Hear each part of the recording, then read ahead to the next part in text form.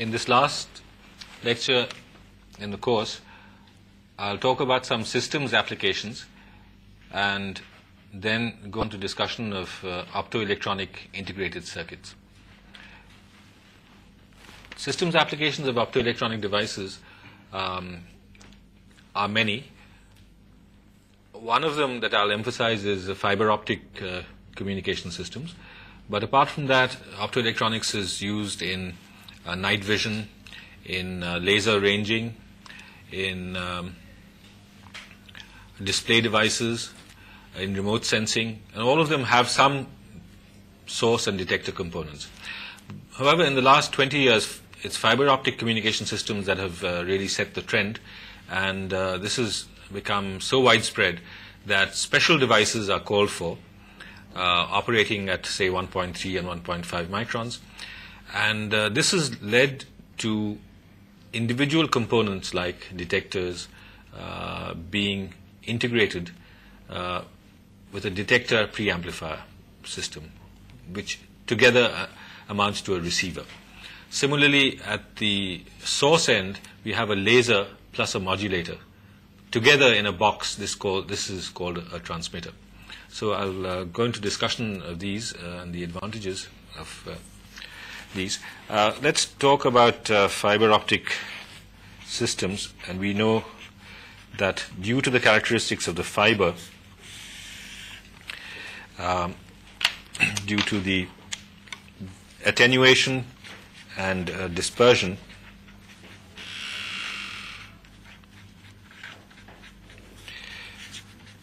we have to choose the appropriate wavelengths. And attenuation, as we know, is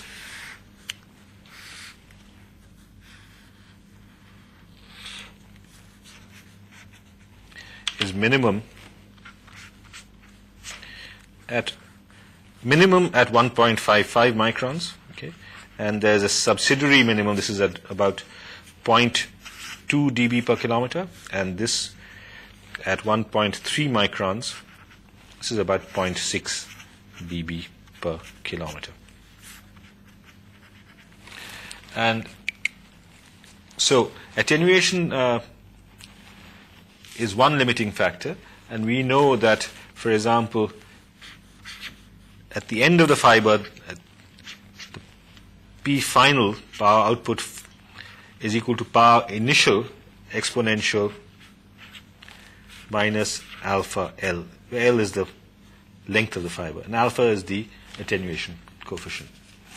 So if I work out a simple problem, find repeater spacing, after what length of traversal in the optical fiber does the signal become so weak or distorted such that you have to have a repeater. Repeater is a detector plus an amplifier. So suppose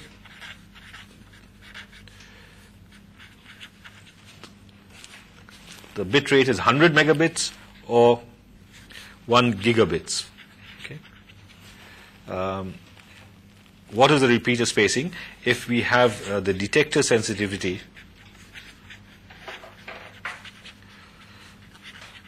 this depends upon the type of detector. Typically, APD with a preamplifier is 0.1 nanowatts, okay, per megabit per second. Okay. Notice that the coupled power at the input is of the order of milliwatts. Okay, so this is being attenuated by a factor of, say, 10 to the power 6 or 10 to the power 7. Okay, this can be 0.0 nanowatts can still be detected. Okay. Now, suppose we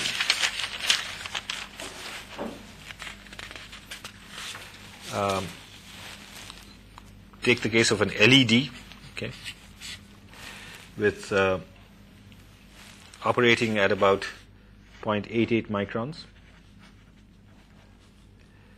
For 0.1 gigabits, experience says that input power would be something of the order of input coupled power is, say, 50 microwatts for an LED. This is less than. So what is the output power? PF is 10 to the power minus 10 watts. That's 0.1 nanowatts, 10 to the power minus 10 watts per megabit, okay, over 100 megabits, okay.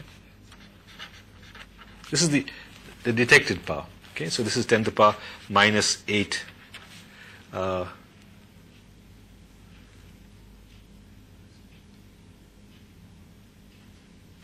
watts.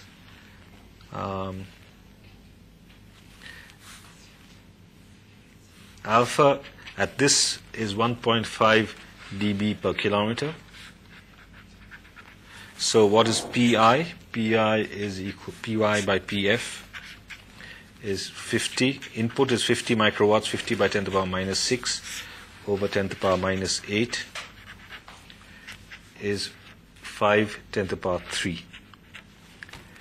Therefore, L distance is 10 log 5 10 to the power 3 over 1.5 dB per kilometer. And the length, distance between repeaters is 24.7 kilometers. Okay. So this is typically for an LED, taking into account only the attenuation. Okay. But suppose we consider the material dispersion.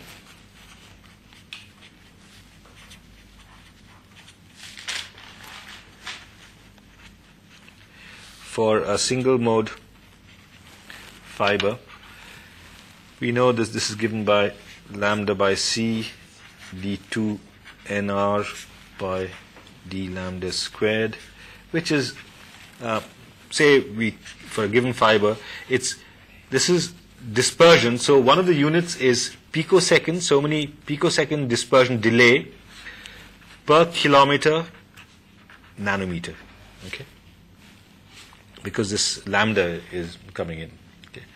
So Ym, the material dispersion, is 70 into 10 to the power minus 12 into this value into C. Okay. So this is equal to 0.018. The bit rate B is roughly 2 into the bandwidth. So from the dispersion point of view, what is L? The maximum distance between repeaters, that is L dispersion into, for the single mode fiber, is C lambda by 2b delta lambda into Ym. Okay. And if you put in these values that we've got here, okay, it turns out that this L is only 2.4 kilometers. Okay. So this is considering dispersion, and this is considering attenuation. Okay. So both these features have to be considered, and obviously the lower one, it is the dispersion that is setting the limit, not the attenuation in this case. Okay, so I won't go into a detailed discussion for this is just a sort of sample calculation, but for example for laser diodes, suppose you have laser diodes instead of at 1.3 microns or at 1.55 microns. Okay. Laser diodes have delta lambda much smaller, of the order of 3 angstroms. Okay. The coupled power is more. Coupled power into the fiber, we took 50 microwatts. Here it could be about 1 milliwatts. the dispersion lambda by C d2nr d lambda squared. Okay. Remember, 1.3 is where dispersion is 0. Okay. And here it is something of 20. Okay. On the other hand, the attenuation alpha, here it's 0.6 dB per kilometer. And here it is, say, 0.2 dB per kilometer. Okay. And so if now the final results, suppose for these, if you work out what is the repeater spacing L at 0.1 gigabit and 1 gigabit. Okay. So for 1.3 micron and 1.55 micron, it turns out that the results are here it is 61 kilometers. Okay. And at a higher bit rate, because of more dispersion, okay, it is only 45 kilometers. At 1.55 microns, okay, because the attenuation is less, okay, this is 250 kilometers, and here it's 200. Okay. And all these are cases where the limiting factor is absorption, not dispersion. Okay. So what does it tell you? Summing up, you see that obviously higher bit rate will call for lower repeater spacing in both cases.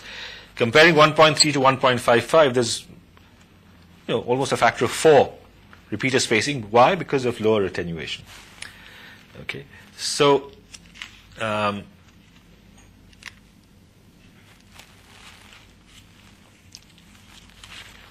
it means that the conclusions are, in these cases, the attenuation sets the limit. Okay. L for 1.3 microns is always less than L for 1.55 microns. Okay. And of course, L at both cases 1 gigabit is less than L at 0.1 gigabit. Okay. So this sort of tells you how you calculate what is the repeater spacing. You have to take into account not only the attenuation but the dispersion. There is when you're really going into communication theory, then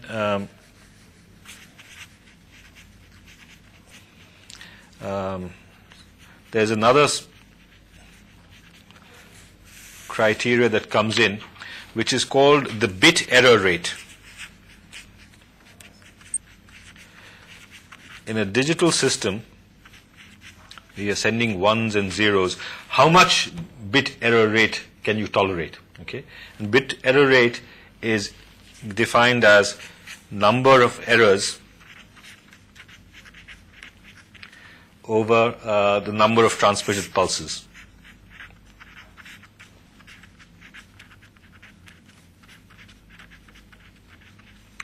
And typically this is NE over B into T over time.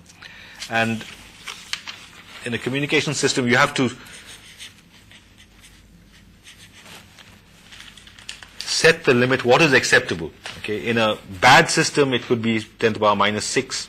In a good system, it could be 10 to the power minus 10. Okay, so you can only make one error in the zeros in 10 billion. Okay, this is a very good transmission system. Okay, and this is a bad transmission system.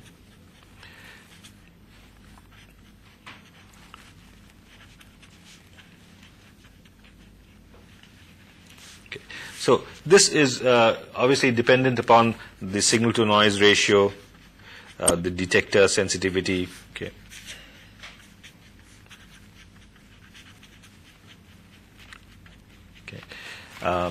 And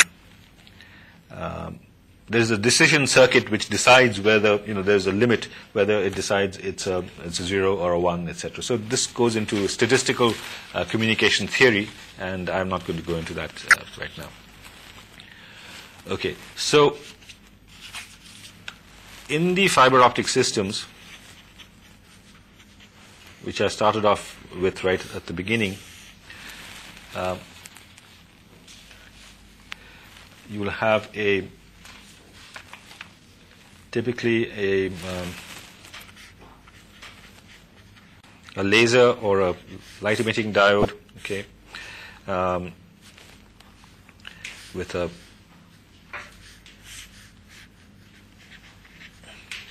modulator, could be external or internal. You'll have a power supply, okay.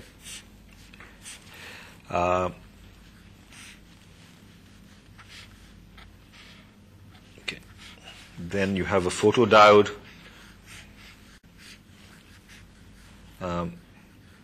sort of feedback to control, and then you have the fiber. And at the receiver end, what will you have? You will have a detector,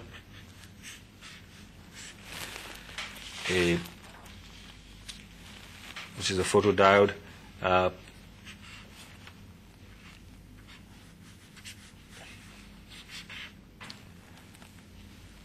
this is a preamplifier,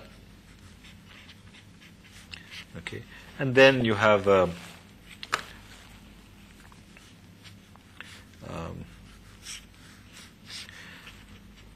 signal restorer. For example, if a 1 is distorted, this really converts a distorted 1. Suppose a 1, you get signal like that. Okay, the signal restorer recognize this is a 1 and restores it. So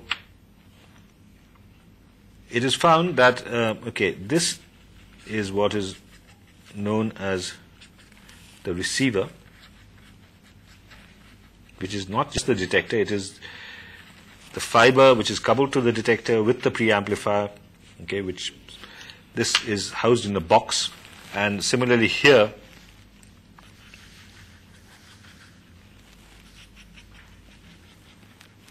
this is the transmitter, which is housed in one box. It has several components, okay, all these housed in one box. And of course this power supply, there's additionally in this laser you have a thermoelectric temperature controller, okay, now to cool the laser, okay. Now these originally were discrete devices, but okay, I think I have a picture here. If you can see this, this is a traditional optoelectronic fiber system. Okay, this is a block diagram. Okay, you have I have shown only one wavelength, but actually you will have a multiplicity of wavelengths. Okay, different fibers are operating at different wavelengths. This is the transmitter. This is the repeater. Okay, this distance could be 50 kilometers or so. You have several repeaters, and then you have the receiver, modulator, and then it goes out to the several systems. Okay, and what is this repeater? One of the repeaters consists of this. You have a weak signal coming in, 1 microwatt, detector, amplifier, equalizer. Okay, this is a decision-making circuit which recognizes zeros and ones, amplifier, laser, and you get 1 milliwatt output. Okay, so this is an optoelectronic repeater. Okay, but now this is being replaced by fiber repeaters. Okay, in which you do not convert the light to electrical signal and back. You have erbium doped fiber amplifiers. Okay, so in that case you have, okay, this is the next generation which is already here. If you see, the rest of it is more or less the same, but here you have this is the erbium doped fiber amplifier. Input is of the order of microwatts, okay, 1.55. Here, the amplification is done without converting the light into electricity. This is a erbium doped fiber, it's an isolator, and this fiber is pumped by a pump laser. Okay, so this is another laser that is very important at 1.48 micron. So you have to have very high intensity. It is not that obviously you have to provide energy, and this erbium doped fiber amplifies at the output remains at 1.55 microns. Okay, so you can get a few milliwatts output. This pump laser has to be very high power, 30 to 50 milliwatts. Okay, at 1.48 microns. Okay, so now what are the items that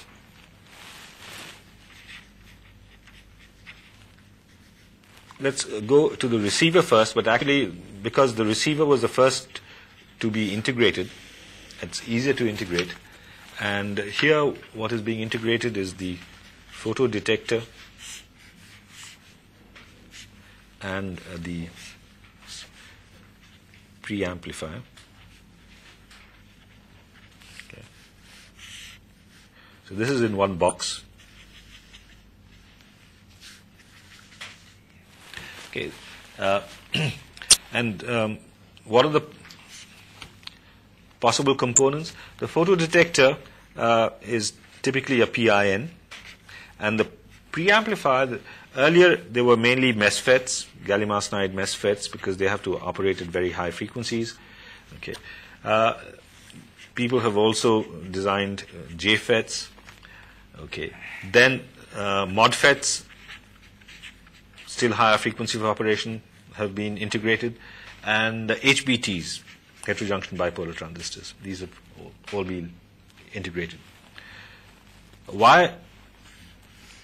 Notice that APDs are difficult to integrate. Okay, this is an unsolved problem. Why? Because APDs require higher bias voltages. Okay, much higher the breakdown. To design an integrated APD is still rather difficult. Why is the receiver easier to integrate? Because this is working at low signal levels. The laser is a high power device. It requires cooling. Okay, and it's an edge printing device. It's not a planar device, so it's difficult to mount it on the same chip. What are the actual types of devices, the methods of integration?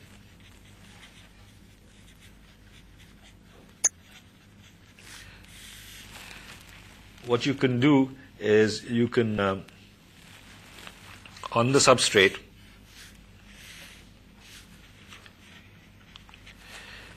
okay, what is the substrate then? Well, the substrate can be, in general, it can be gallium arsenide or indium phosphide. Okay. Gallium arsenide is suitable for, obviously this will work at 0.8 or 0.9 microns for local area networks, okay, for computer communications. It'll work for optical information processing, okay. Whereas indium phosphide based is mainly for fiber optic long distance communication. Now, in order to grow the detector and the receiver on the same substrate, it would be nice to have common fabrication steps. For example, it would be nice if you can grow there, okay. Then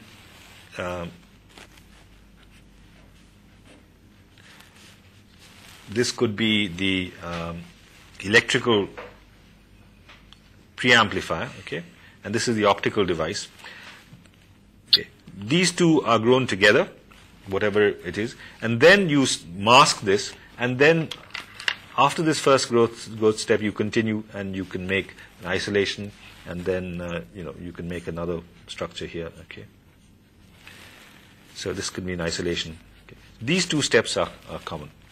Okay. The problem with this is that you have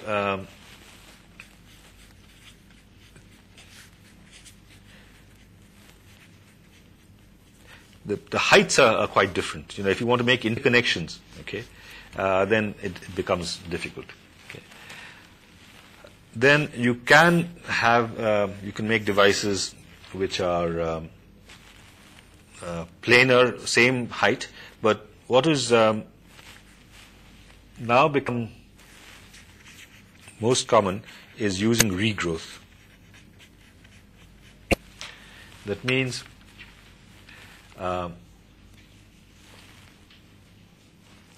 okay, you can grow one device, okay, and you're not growing anything here, or perhaps you are growing some one or two steps, okay. Then you etch this away, okay. Maybe you keep this device is completed, okay.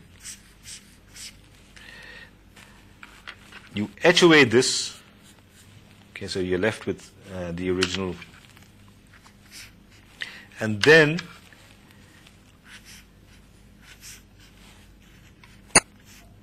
this is regrown. Okay. So you can see that in this system it's quite complex. It requires for first growth,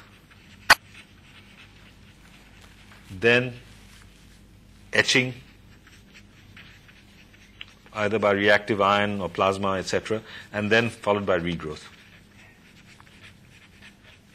So the question is, okay, at this interface, will you since all the devices are built on this, after etching, will the device surface be good enough in order to make the device? Okay, that is quite critical, and that's been discussed by many authors.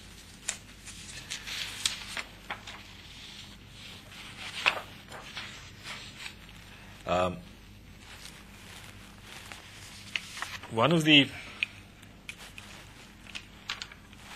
devices that have been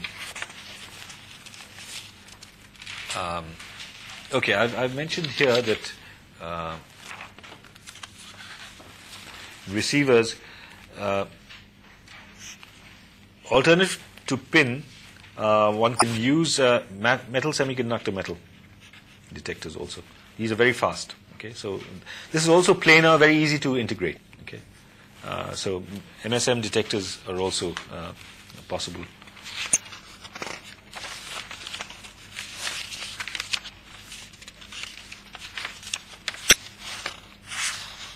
Okay, it turns out that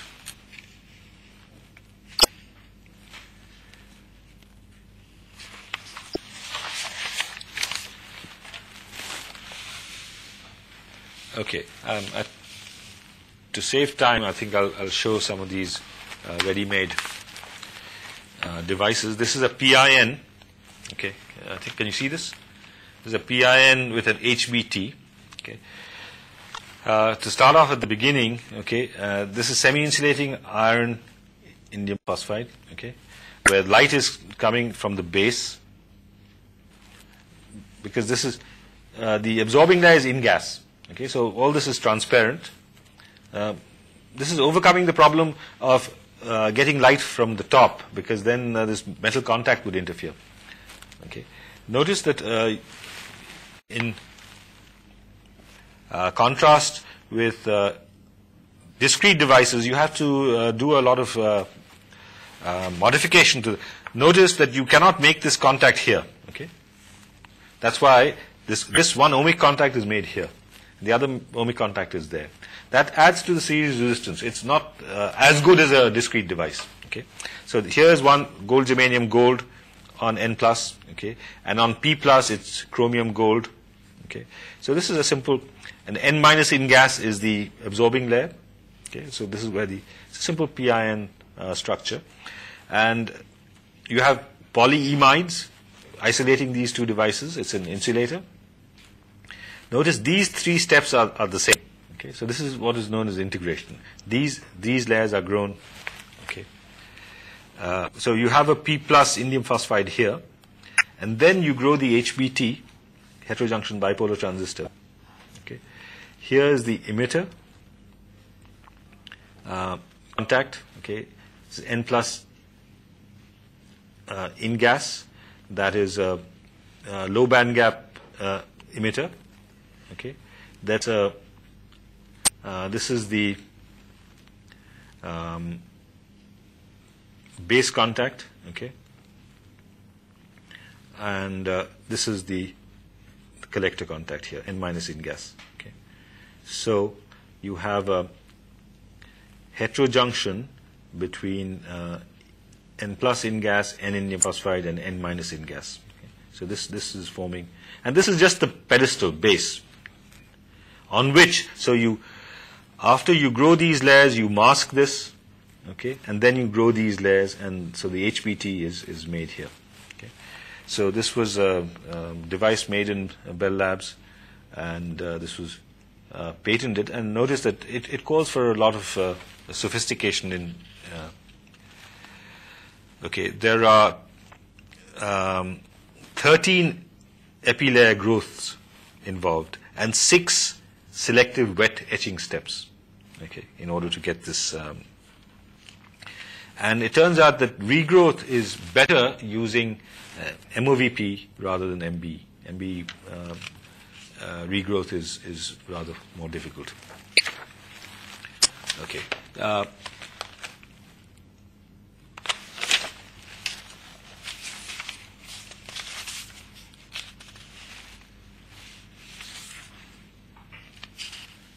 Okay, I mentioned this is another integrated receiver.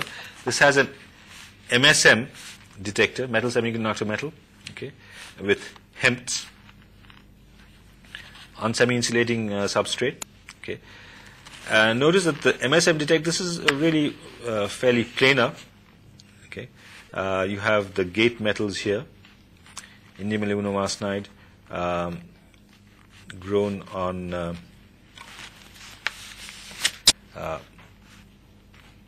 so what is done, notice that this are the same, right? So what is done, when you start off, you make this opening.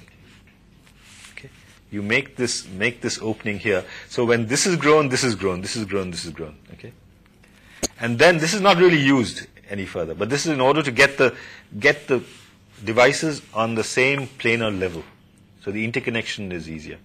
Okay, so the detector part is only this part, and the HEMTs are.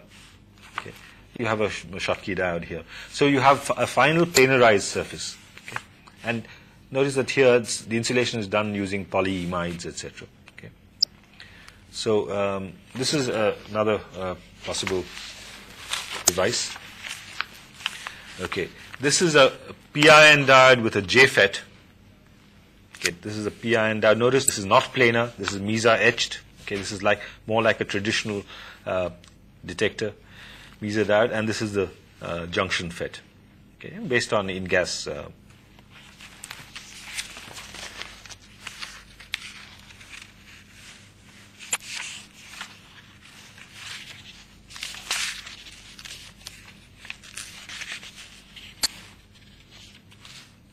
Okay. Sometimes one can, for another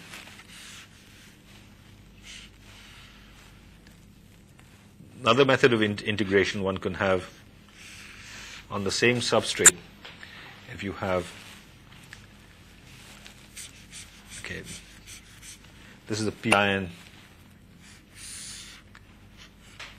This is a PIN detector with the light coming from on top. Ohmic contact has to be made here. If you have semi-insulating substrate, then obviously you have to make ohmic contacts on the side. And if the MODFET or the HEMT is made here,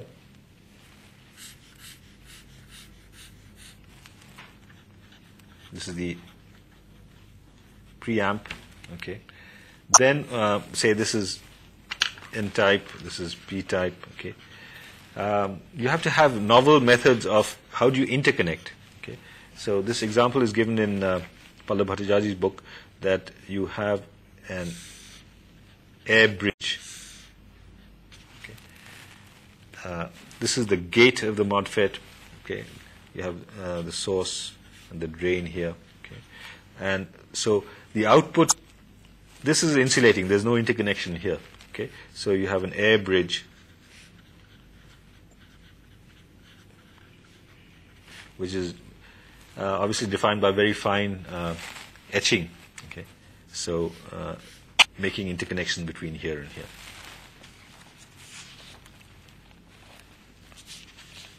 Okay. Overall, what are the advantages of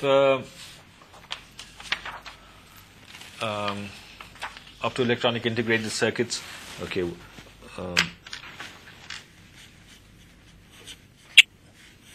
The advantages are, obviously, we would like to have a higher speed and bandwidth, lower parasitic, okay, because at this very high frequency, parasitic capacitances are degrading, parasitic resistances also lower performance. They're much more compact and rugged.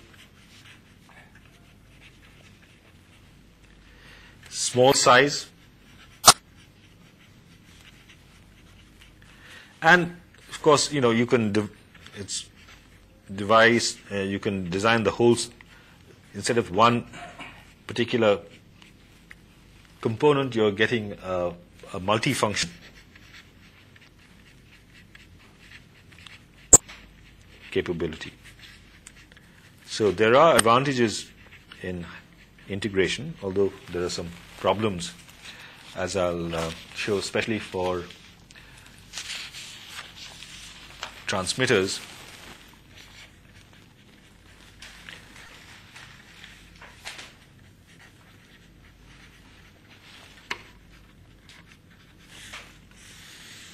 The OEIC transmitter typically will consist of a LED or a laser as source, plus some sort of a drive circuitry, modulator, okay, plus a photodiode.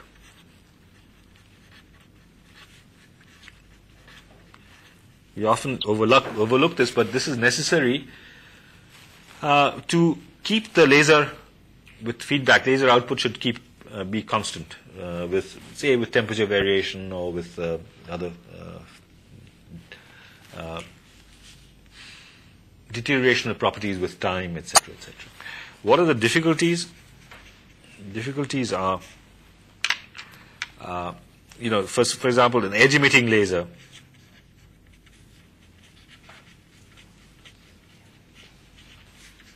The geometry is itself difficult. Okay,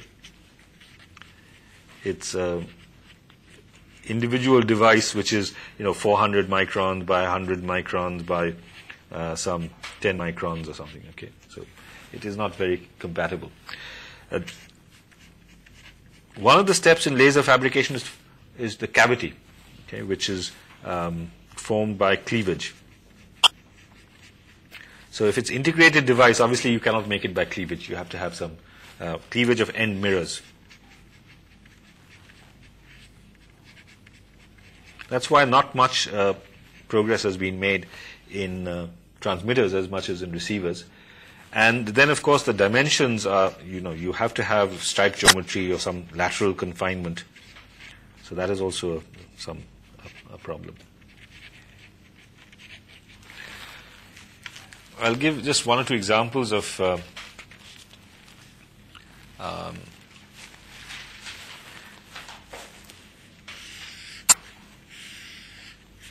here, as in many other cases, the gallium arsenide devices are easier to make because gallium arsenide technology is a little more advanced than indium phosphide technology. So schematic diagram, this would typically you would have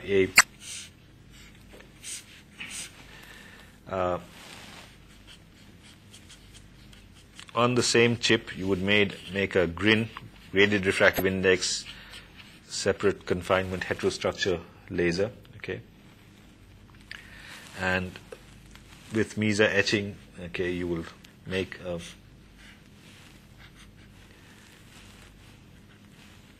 okay, this is the photodiode, okay, and then you have the planar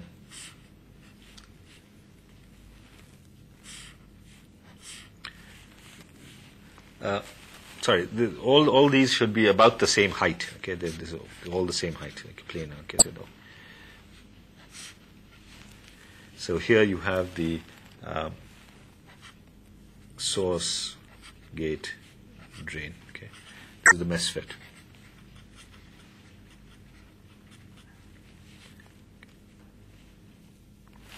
So this is an integrated transmitter. Oh yeah, one of the other problems is, of course, heat sinking. Okay, a laser is a high power device. Okay, so obviously the whole chip is going to be get hot, and there's some problems. Okay, this device has been made by two-step MBE. Then you have to have ion beam etching. Then you have micro cleaving.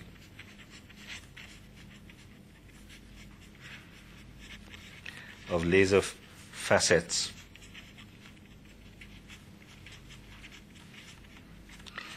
Each of which calls for a lot of expertise.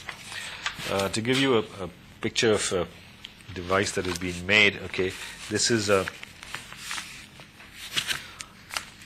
indium phosphide ion doped substrate.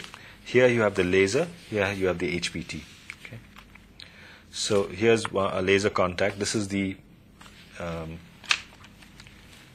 MQW active layer. Okay, and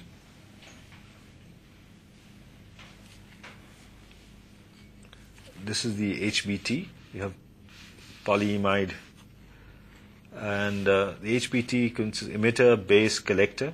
Okay, so this is again indium phosphide in gas based HBT.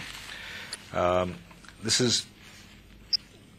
was fabricated by MOVP with wet chemical etching and only partial dry etching. So wet chemical etching is also still used. And these bonding pads, they're quite critical. You have to have low enough resistance. Okay, so the bonding pads are quite large, 75 micron by 75 micron. Okay, so they're not like VLSI devices.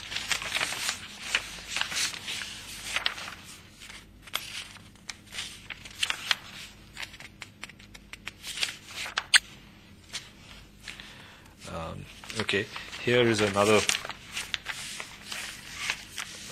laser hetero bipolar transistor. Okay, here's the laser, and here's the HBT. Okay, so this is again integrated on the same substrate and indium phosphide.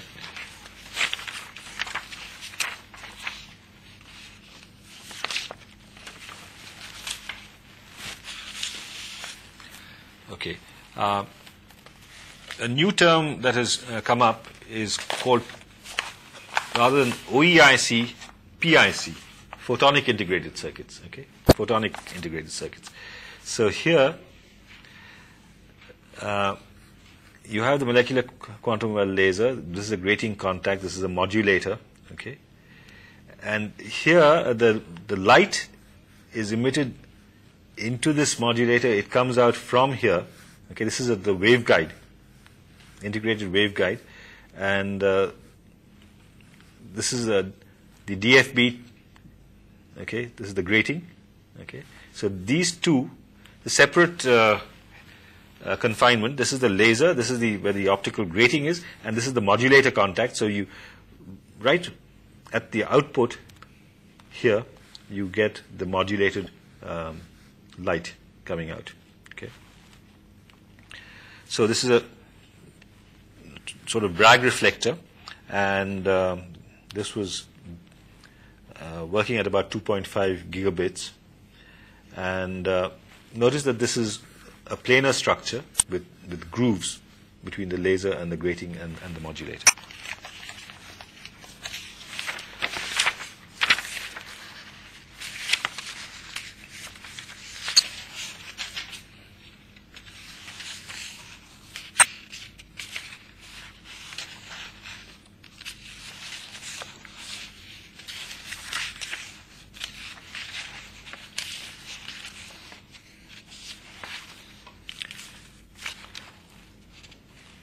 Okay.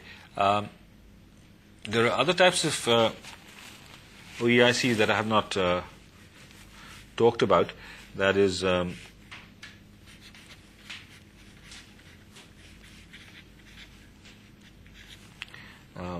waveguiding devices. These are more like passive devices, like optical photonic switches. Used in telephony, and for this, instead of the substrates being gallium arsenide or indium phosphide, the most common substrate is lithium niobate. Okay. So in this case, what you have is, suppose you look at the cross section. This is a single crystal lithium niobate. By implanting titanium, okay.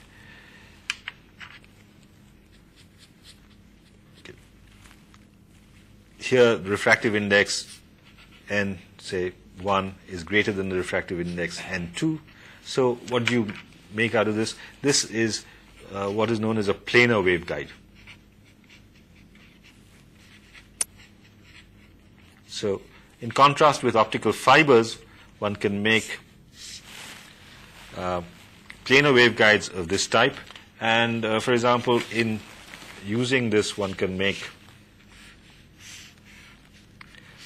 directional couplers. One can have waveguide section could be something like this. And so by applying, suppose this is use of an electro-optic effect. Okay. Suppose you apply voltages here, okay, you can get this is called a directional coupler. Okay. You can get the signal to go, normally it will go there, but apply a voltage, it can go there. Okay. So these are directional couplers or switches, and you can make, these are typically what are known as photonic integrated circuits, and one can make 8x8, 16x16 switches using these. So in conclusion, I'll